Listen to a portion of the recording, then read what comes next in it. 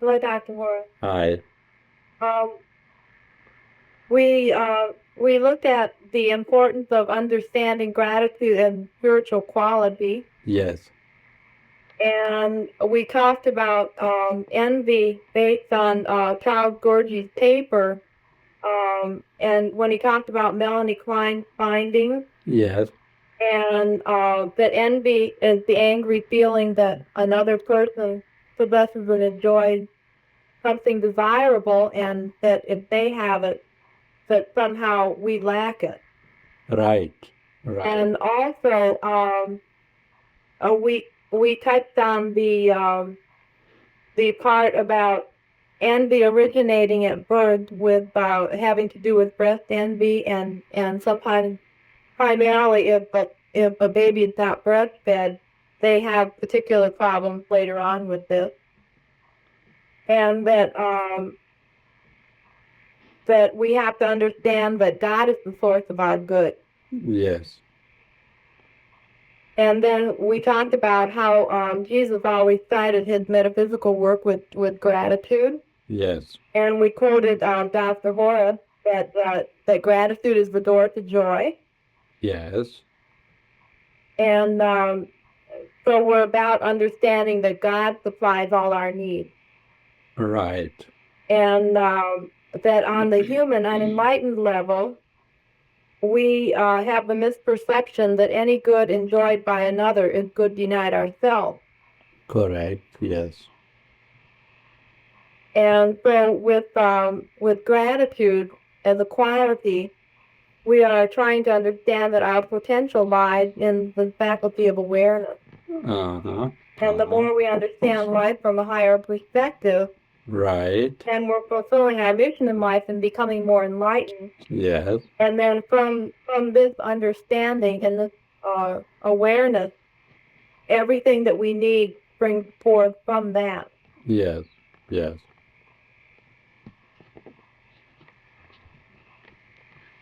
Are you finished, Alexandra? I think so. Uh-huh. Now, of course, we have to understand the psychoanalytic reasoning is based on cause and effect reasoning.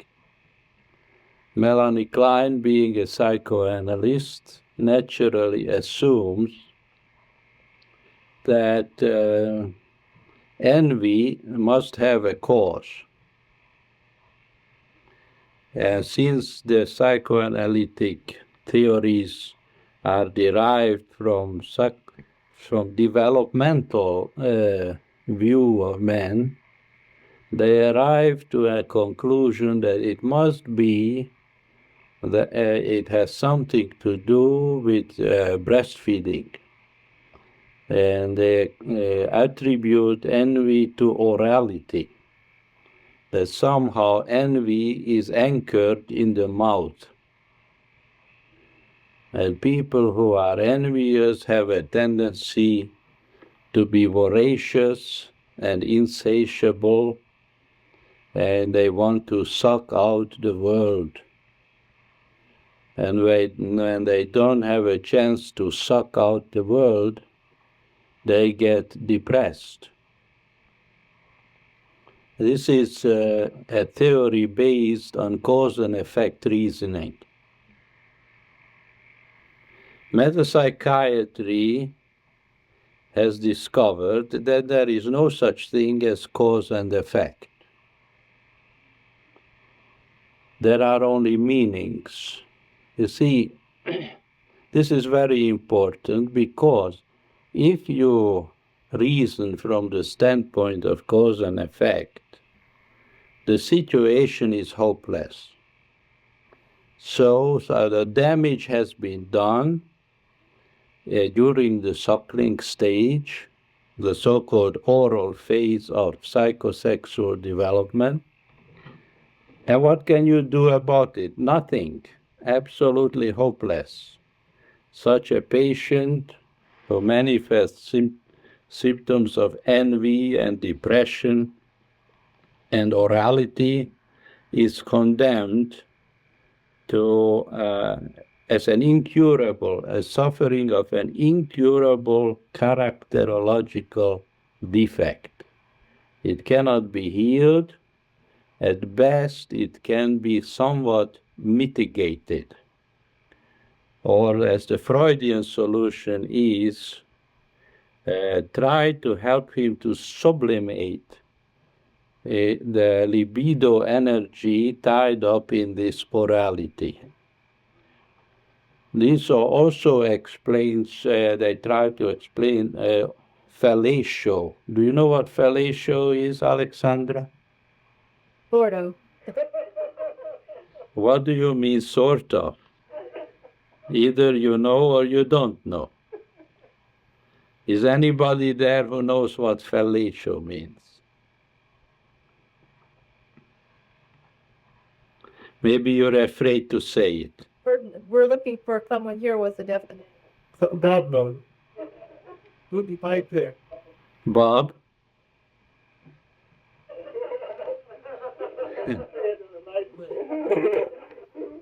Fellatio is oral sex. Thank you very much. Need.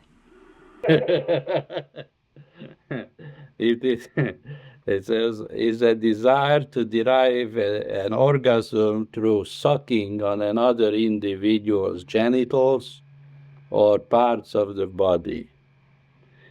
Now, this is considered, if you look at it from a cause and effect standpoint, it is very hopeless situation.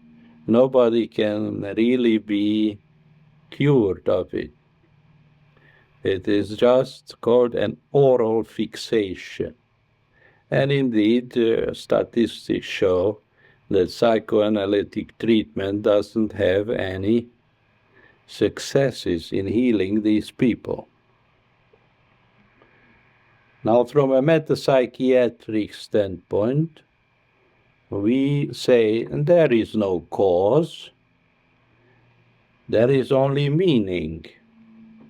And when the meaning is correctly understood and corrected in consciousness, the healings occur spontaneously. Now, so we don't say that the mother is to blame and that the suckling stage as such. We say envy, orality,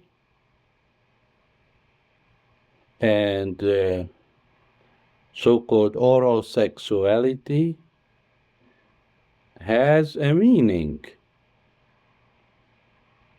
What could be the meaning of envy and orality from a metapsychiatric perspective?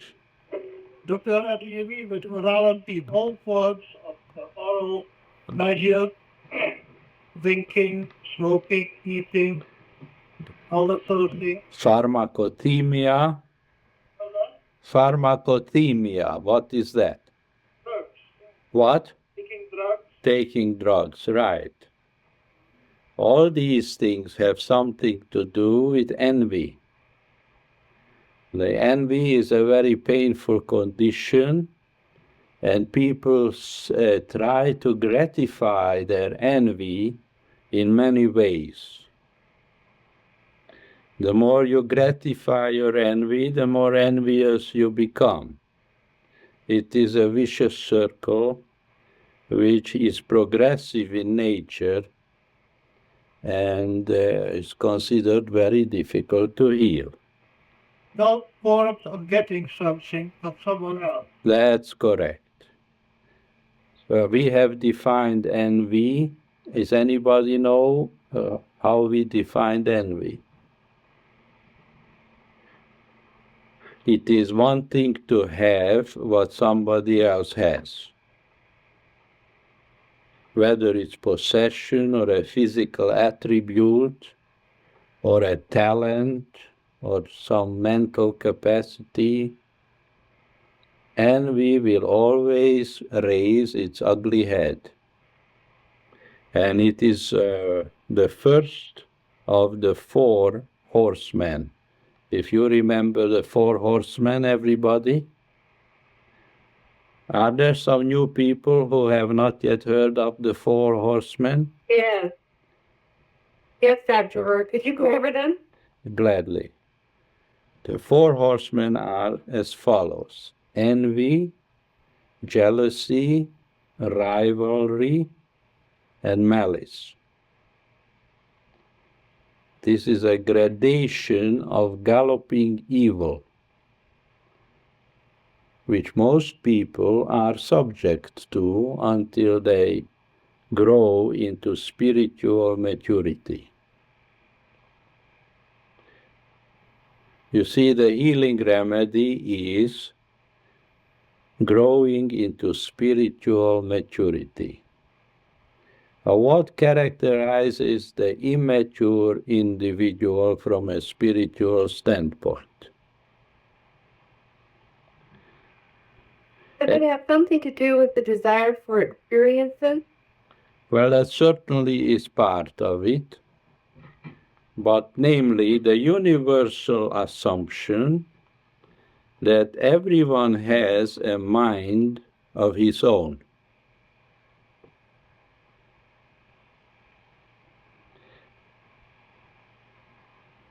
Dr. Hora, I was going to suggest the amount of power that the ego is given.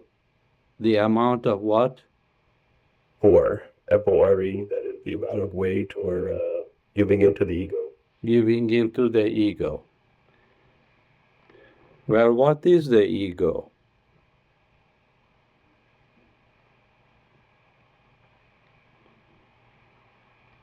Could you define it? An angry child. No, no. And the ego is a belief in a personal mind.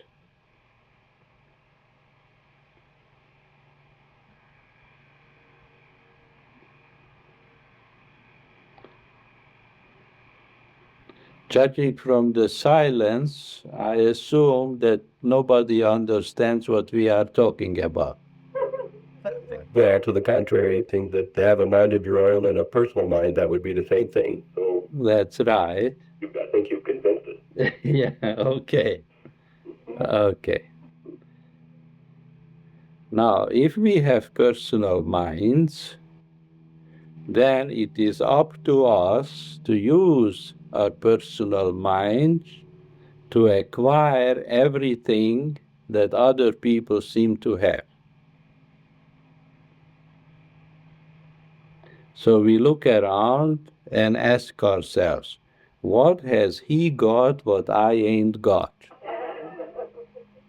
Isn't that a very common way of reasoning, right? And if he got something what I ain't got, then it is up to me to get it somehow. So you see, envy doesn't have a cause. It only indicates a state of spiritual immaturity. Perhaps it would be better to explain the four horsemen, the meaning of each horseman. We say envy is a desire to have what others have. Jealousy is a desire to be what somebody else is. Rivalry is a desire to be better than someone else is. And malice is a desire to destroy the rival. It's malicious competition. As you see, there is a gradation in this evil. But it all starts with envy. Now, one of the most immature things from a spiritual standpoint is the belief in a personal mind, or the carnal mind. How do we get to believe in a personal mind? How does it happen that everyone believes that he has a mind of his own, which can be better or worse than somebody else's mind? Sister Gerda, we see ourselves as separate, so we judge by appearance. Yes, that's right. Is this Roberta? Yes. Okay. We judge by appearances. It really looks like that. You see, Roberta has a head on her shoulders, right?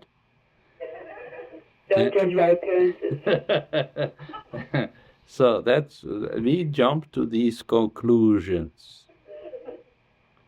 So if we, as long as we believe in the existence of personal minds, of course, envy is inevitable part of our life experience. And it can be stronger or weaker, or it can be completely out of control. One of the most frequent phenomena of envy is when people develop a certain kind of obsession with mental superiority, mental dominancy. It is very frequent, the desire to prove oneself mentally superior. And it can become an obsession to such a point that such an individual is always driven to demean the mental capacities of other people. And such an individual cannot even refrain from doing this towards the loved ones. So I have known families where the parents who love their children very much, nevertheless, they were frequently making deprecatory remarks about their mental capacities. And over the years, I have found that this is more frequent than people realize.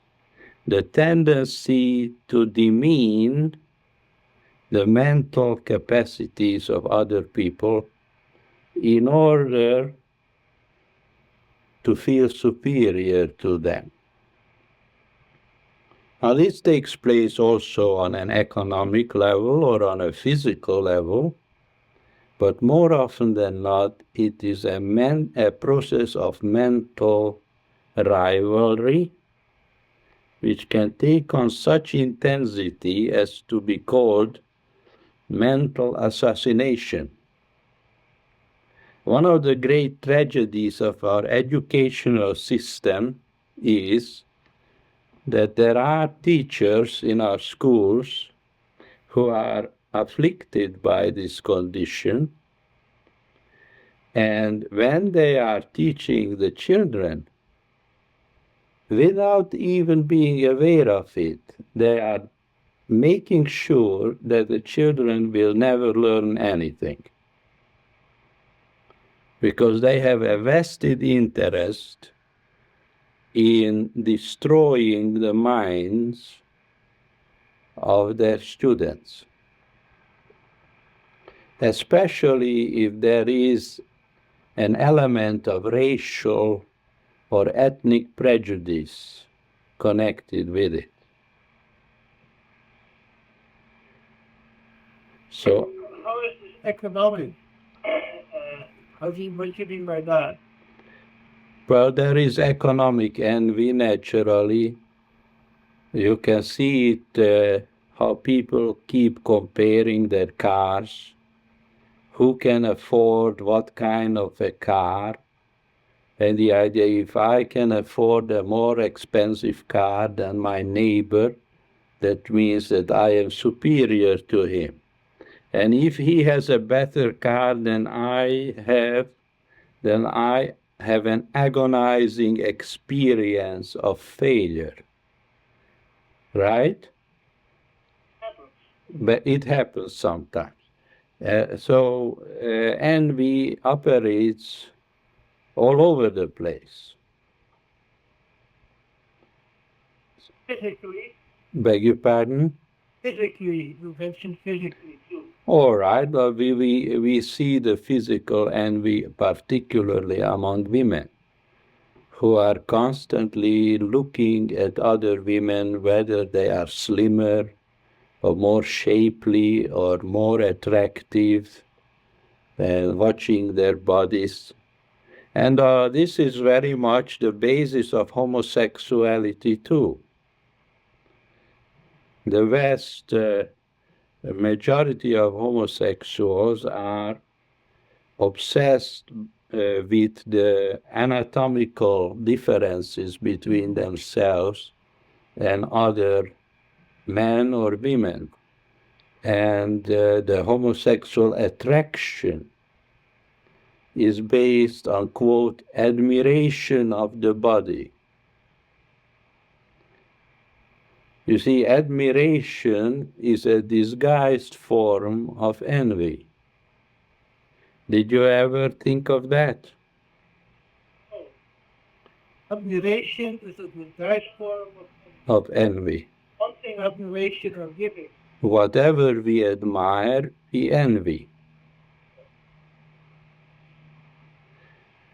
And so beware of getting compliment from somebody because you're being envied. Dr. Hora, Yes? it seems that on Holland it's based on our tendency to compare. That's right. What do we need to know to not compare? Well, we are coming to that. We are now discussing the dynamics of envy and its ramifications from a metapsychiatric perspective. And we are saying that there is no cause. Envy doesn't have a cause. It only has a meaning. The meaning of envy is that it indicates spiritual immaturity, an ignorant assumption that everyone has a mind of his own, and of course the process of comparison goes on all the time, just as we said, with cars or with bodily attractiveness or with mental faculties. So basically, everybody is constantly asking himself secretly, what has he got what I ain't got? Dr. Hora, Yes? this is John. Yes, John. You made a statement, beware of being envied, Admired. admired. Yes. And don't be happy about being admired. Do we invite that into our experience? Oh yes, very foolishly. Most people enjoy being admired, not realizing that they are actually being envied. Now, when we are being envied, interesting things can happen. People who are being envied can very easily feel guilty about having something what somebody else doesn't have. Suppose you admire, let's say somebody has a new outfit. Let's say ladies admire each other's clothes. Now, if you express your admiration, not infrequently it happens that the other lady who has the new clothes spills something on her dress and ruins the clothes. Or people do feel guilty about having something what others don't have. This leads to all kinds of complications. And there are people who are afraid to have anything. Or if they have something what others don't have, they hide it because they are afraid of getting hexed, and losing it or destroying it. This envy business is so widespread, and the various fears connected with it are very widespread. One of the most frequent forms of interaction is the envy and the struggle to cope with envy. So envy has 1,000 faces, and the defensive strategies against the envy have also 1,000 faces. Yes? Who? Jeanette. Linda. Who? Linda. Linda, yes. Come closer, Linda. What is the meaning of the guilt that we feel if someone is envious of what we have or admires them? It means that we also believe that somehow we are favored in comparison to someone else.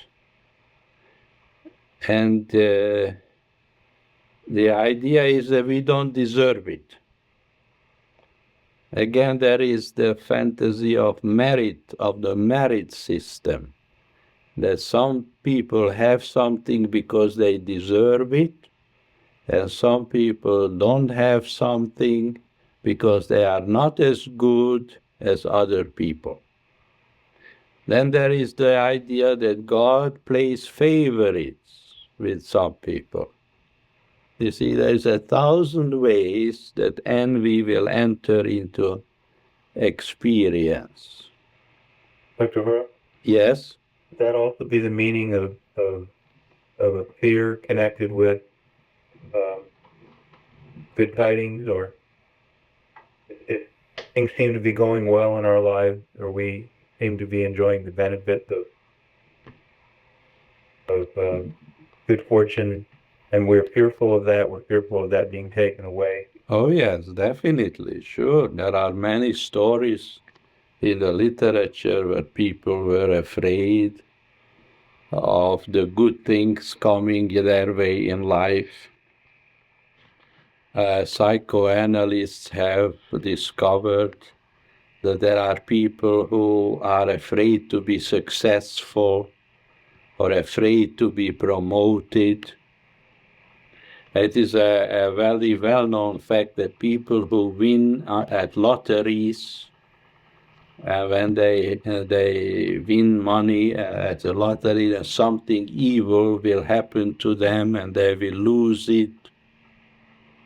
There are all sorts of fears that unenlightened people are exposed to, and they are all connected with the idea of envy and its power to bring disaster on someone.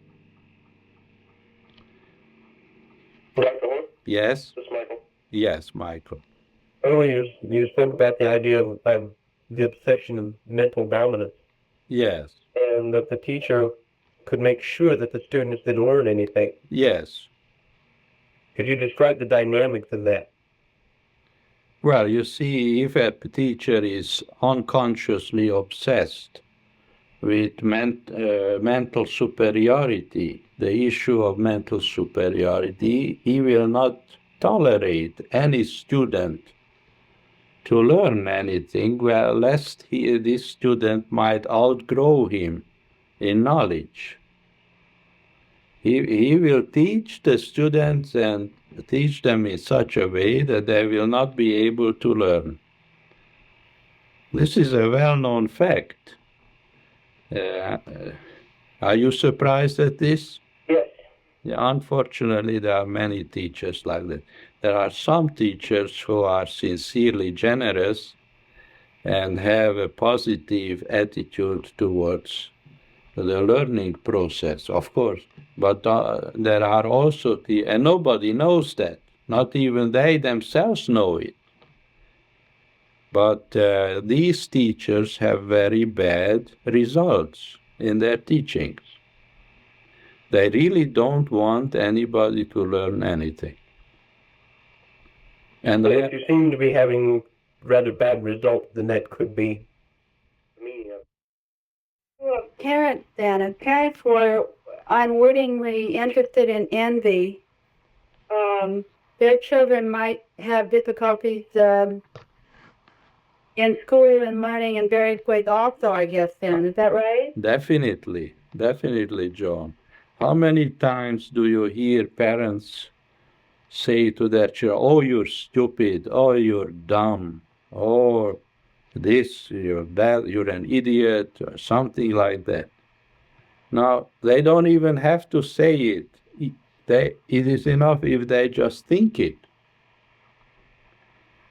Yes, if parents are interested in mental mastery themselves, then unconsciously they would be interested in keeping their children somehow Down. down, yeah. That's right. It is very frequent. And it can be in the form of a double bind. For instance, some parents can be very ambitious about the grades of their children, and at the same time, they have a secret desire to keep them down. They urge them on to succeed, and secretly they see them as failing. This is called double bind, and it can have disastrous results. And even there is a theory that this kind of double bind mode of communication or thought on the part of parents can result in schizophrenia in the children. Listen. This was in a parent class that just ended here. This was a very frequent concern of the parents was bad grades in children. What would be the healing then of the healing is of the idea of mental mastery? Mental dominancy, mental superiority. Setting beyond that idea or seeing the danger in that idea at all. Is a very dangerous idea, and it's based on the universal belief of personal mind. Therefore, the remedy to envy and all its complications, whether on the material level or on mental level, or an economic level, or on a gender level, there is also envy among the sexes, you know. Somebody says, beware, once a woman said to her girlfriend, beware of the man who buys you your clothes, for he wants to wear them.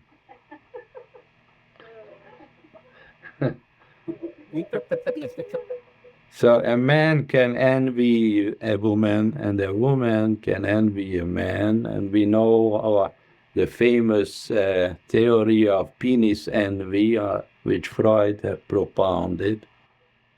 So there are many, many ways that people can suffer from envy and inflict suffering on each other based on envy. And the healing of all these various crimes of envy is coming to know and understand gratitude? No. Oh.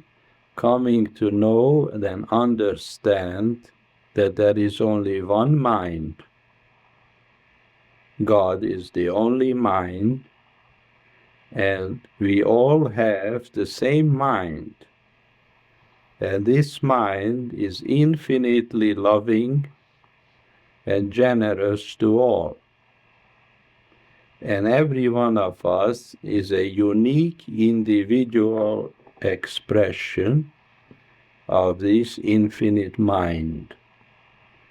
And it makes no sense to envy anything to anyone, because we all have the potential within us for complete fulfillment in our unique destinies, which is the infinite multifarious form of self-manifestation of the divine mind. Everyone is here for God, and everyone finds his fulfillment by expressing, manifesting the divine mind in his own unique ways. Therefore, there is no basis for comparison between individuals, because everyone is unique. And coming to know and realize the good of God, then from that comes gratitude and joy. That's right. Exactly. Yes. Yes. Thank you, Dr. Hora. Now, not only are we going to be healed of envy in this fashion, but we will be healed and we become immune to the anxieties which other people's envy induce within us. You see, people not only suffer from their own envy, but also from the envious thoughts and motivations of other people. When we are in the presence of an individual who is very envious or is afflicted by a compulsion towards mental dominancy, this can create a great deal of tension, anxiety, and a sense of oppression in everyone who doesn't understand the one mind. Now, as we study metapsychiatry, we begin to understand our own uniqueness in the context of God, and we begin to understand that there is no other mind power besides God, and that gives us a great sense of peace, assurance, gratitude, and love. Have you ever heard of this? It is called PAGL. Dr. Hora, this is John. Yeah, We were also going to discuss jealousy and rivalry and balance. yes. Now, these forms of evil are just further elaborations of the same problem. What have they got what I ain't got? How do I stack up in comparison to other people?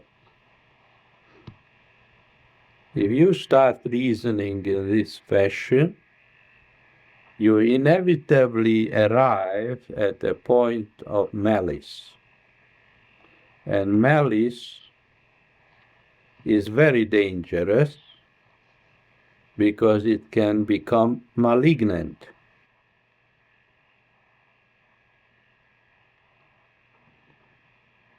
Dr. Hora, this is Roberta. Yes, Robert. Could you explain sibling rivalry in light of what you've just spoken about? Definitely. Of course. Of course. What if a parent understands the one mind and the uniqueness of every member of the family? Then there is no basis for sibling rivalry. If there is sibling rivalry in a family, it can be explained that the thought of separateness is prevalent. The thought of separateness from what? A personal mind. The sort of personal mind is the parents have the idea of personal mind that each of their children would have different capacities. Yes, and also the parents have a tendency to keep comparing each child and measuring and evaluating and keep score between them. This is very harmful. Thank you. You're welcome. Dr. Hora, this is Georgiana. Yes, Georgiana. I have a question. I found myself the other day observing a group of people and saying, whatever they have, I don't want it. What does the meaning of that idea? Well, what was it, Georgiana? Well, I Well? was in a health club Yes, working out, and it's one that I'm trying out, and I just found, I noticed that I was prejudiced against some of the women there. yes, And that's the first time I was really aware of that feeling. yes. And I interpret it as I didn't want these kind of behaviors or ideas or looks. Yes.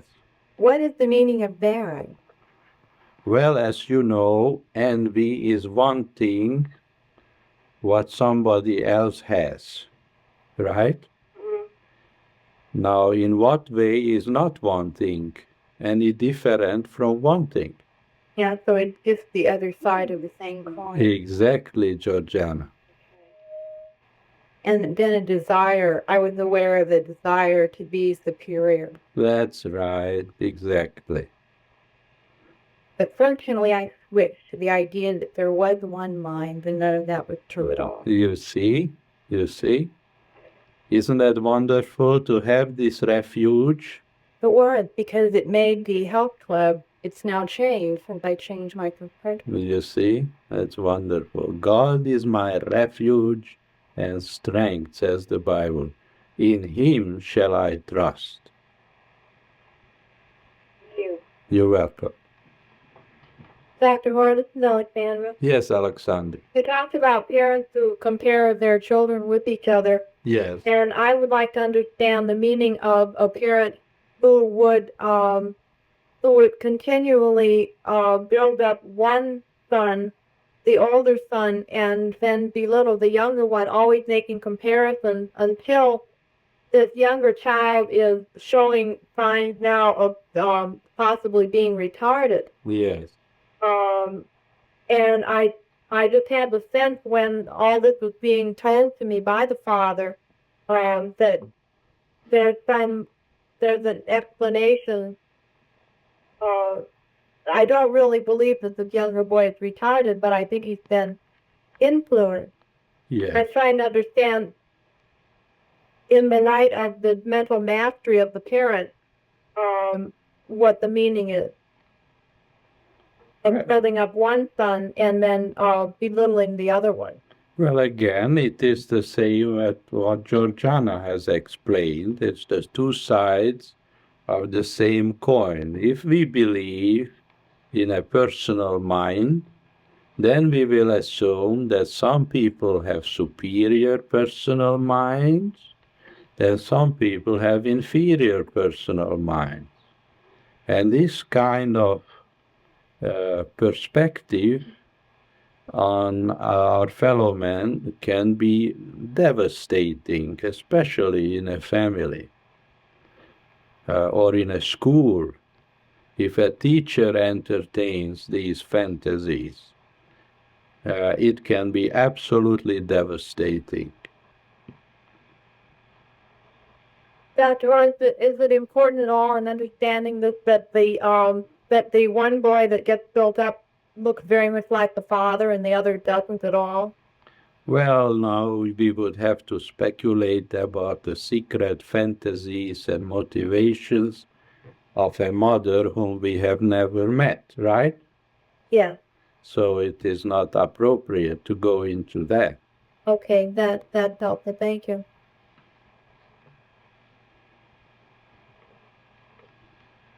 Hello, Dr. Hora. Yes. This is Christy. Yes, Christy. My question is a little bit different, but I was wondering about the difference between parasitism and envy. Well, of course, parasitism is a mode of being in the world which is based on feeding on other people. So that is essentially based on envy, sucking other people out either financially or emotionally or sexually or any other way. That's parasitism. Is just feeding on other people. Thank you. You're welcome. Dr. Hora, this is Elizabeth. Yes, Elizabeth. When you stated that it's dangerous to cherish the idea of being admired, Yes. what you said, Yes. what would be the secret thought that would being held by the individual? The admiring one or the admired one? The one that is wanting admiration. The one that wants admiration? Well, that individual would like to be told that he or she is superior and better and more blessed than somebody else. So if you're receiving a lot of compliments, that means that indicates to you that you're holding those secret thoughts. That's very well possible. But sometimes you just happen to find yourself among people with whom this is a habitual way of communicating.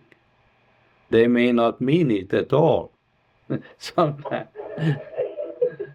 sometimes you get a lot of admiration, which is just phony. But if you believe it, you can get sick from it.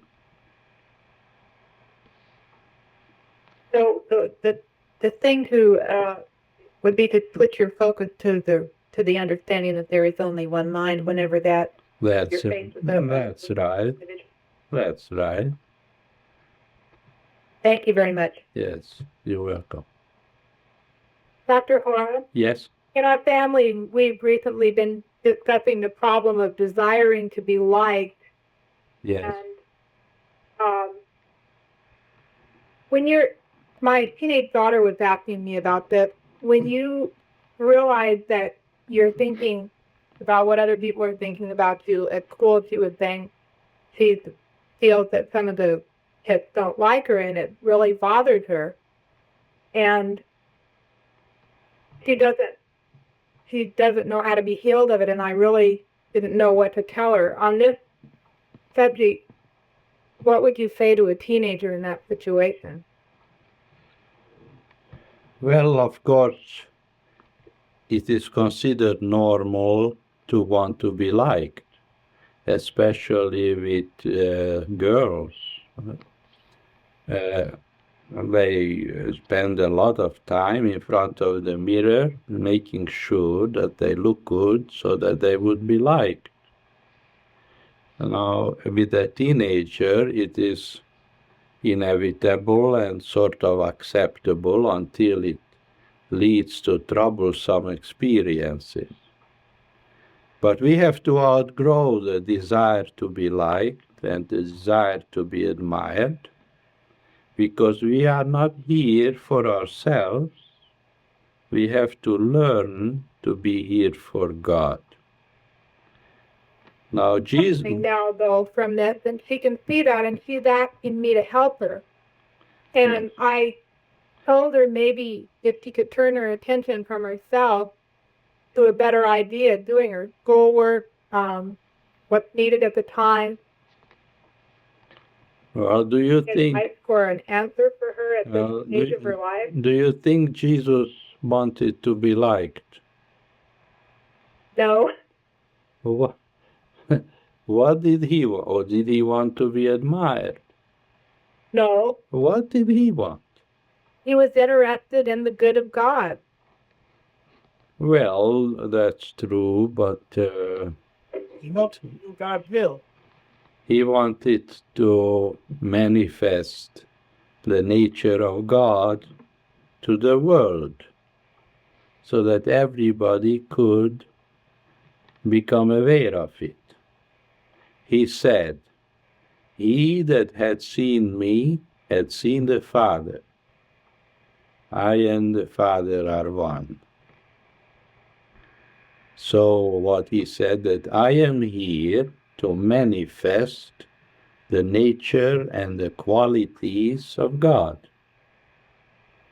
Which means that as we grow up from teenagers into maturity, we have to learn to lose interest in personal acclaim on any level and understand that we are here for God.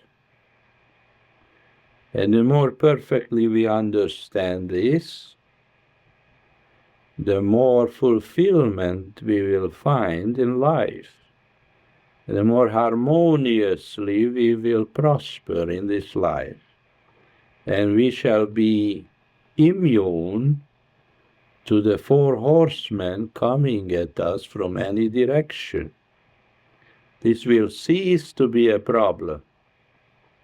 We will neither envy anyone, nor will anyone be able to intimidate us or pressure us or influence us with their envy.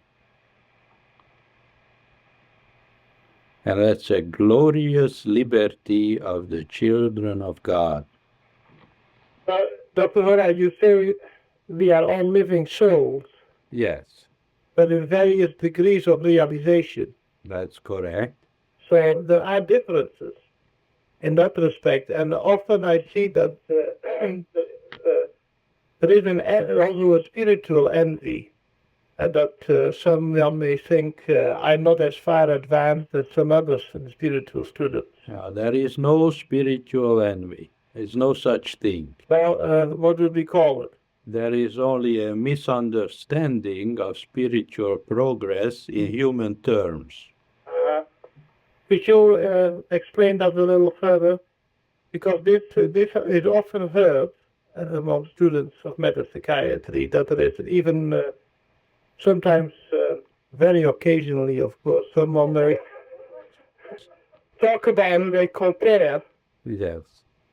Well, it is natural for people to psychologize the spiritual process because they don't really understand yet that spiritual progress is not an achievement. It's not something that we can take credit for, or it's not something that we can brag about or to be proud of. It comes to us by grace, faster or slower, depending on the passion with which we are facing this gift of God, the intensity of our devotion. So what do we tell ourselves if we feel we are a little slow? We give ourselves a kick in the pants. Dr. This is Michael. Yes, Michael. You spoke earlier about the tendency toward mental dominance. Yes. Is it an imitation or a compulsion? Is it a manifestation? Did you ask? So is it an obsession or a compulsion? Oh. Well, what's the difference between an obsession and a compulsion? That was my next question. Okay, well, maybe we shall answer your next question first. Thank you. And then we won't have to answer your first question. Okay. Right? Yes, sir. Well, obsession is a mental preoccupation with an idea. Compulsion is an acting out of this idea. For instance, somebody is obsessed with the idea of masturbation, but he never does it. So he has an obsession with the idea. And then there are people who compulsively masturbate, which means they do it. So that's the difference. Okay, Michael? Thank you. You're welcome. Would you shed some light on the spiritual quality of generosity? I seem to have a material idea about it. That's a good question. You see, it's very easy to be generous materially, but it really means nothing. It is just a manipulative act designed to gain favor or make good impression. But spiritual generosity is the love of being loving with no strings attached.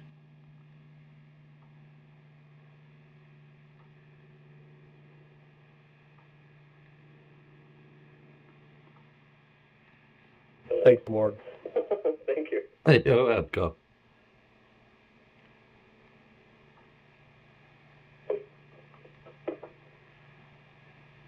Dr. Hora, this is John. Yes, John. The four horsemen that he spoke about Yes. tend to be the root or the source for a great many problems. Yes. Is ambition connected then with this idea of envy? If we want what someone else wants. Well, definitely ambition is a desire to acquire something or to achieve something based on our personal mind. If you understand that there is only one mind, then there is no more possibility of ambition. At best, there can be aspiration.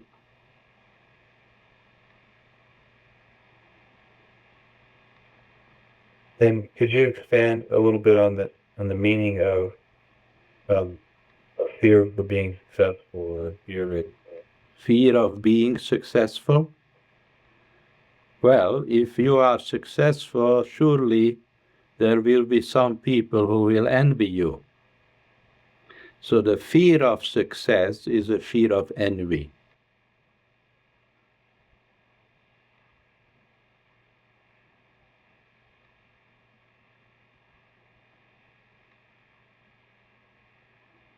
Dr. Hora, this is John. Yes, John. You mentioned once to me, Don't give I away. made a comment about a hospital being filled with envious thoughts, and the fact that a child would be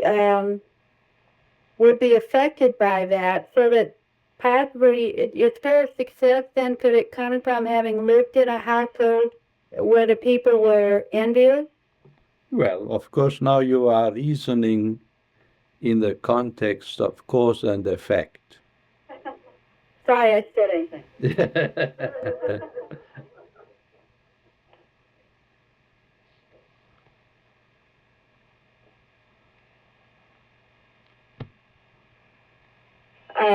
You just mentioned spiritual generosity. Yes, I understand material generosity and giving away things freely. yes. That's the error in my thinking of the word giving.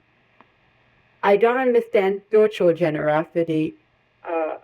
How can we, love is in ours, intelligence is in ours. How can we be spiritually generous? If you love being loving with no strings attached, then all your thoughts and actions will be spiritually generous, authentic, and real, and will bless you and bless everybody in contact with you. So it's different. Oh, it's radically different. One is real and one is unreal. Material generosity is not really generosity, it's a form of influencing and manipulating people. Thank you. You're welcome.